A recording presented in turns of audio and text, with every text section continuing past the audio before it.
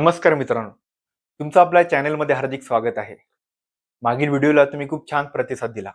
या व्हिडिओला सुद्धा तुम्ही तसाच प्रतिसाद द्याल अशी आशा बाळगतो.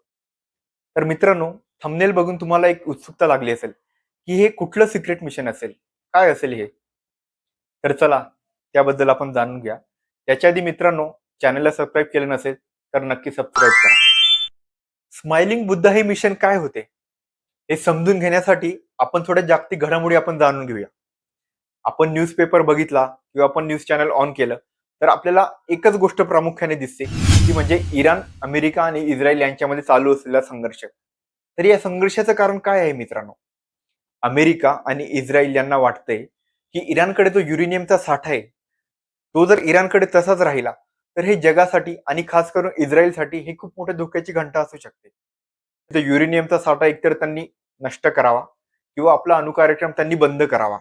जेव्हा भारत स्वतंत्र झाला तेव्हा आपले शास्त्रज्ञ डॉक्टर होमी जहांगीर भाभा यांनी अशी इच्छा बोलून दाखवली की जर मला भारत सरकारने 18 महिने दिले तर या 18 महिन्यांमध्ये मी भारताला अणुऊर्जाधारक देश बनवू शकतो. तेव्हाचे पंतप्रधान लाल बहादूर शास्त्री यांनी त्यांना परवानगी दिली.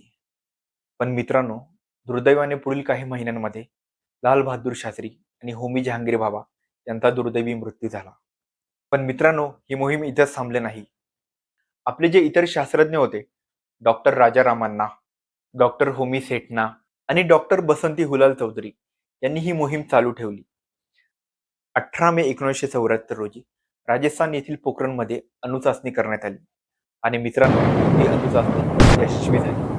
या मिशनचे प्रमुख डॉक्टर राजा रामन्ना यांनी तेव्हाचे पंतप्रधान इंदिरा गांधी यांना फोन केला आणि त्यांना सांकेतिक भाषेत म्हणाले, बुद्ध हसला. तर मित्रांनो, त्या दिवशी होती बुद्ध पौर्णिमा. भारताला जगाला संदेश द्यायचा होता की ही मोहीम अणुयुद्धासाठी नव्हे, विद्युत ऊर्जेसाठी भारताला ही मोहीम राबवायची होती. या चाचणीनंतर अमेरिका आणि कॅनडा खूप संतापले होते. त्यांनी भारतावरती अनेक आर्थिक निर्बंध लावले, पण भारताने हार मानली नाही. आपले तंत्रज्ञान विकसित करणे चालू ठेवले. थोडक्यात सांगायचे तर स्माइलिंग बुद्ध ही भारताच्या स्वाभिमानाची आणि स्वयंपूर्णतेची पहिली पायरी होती.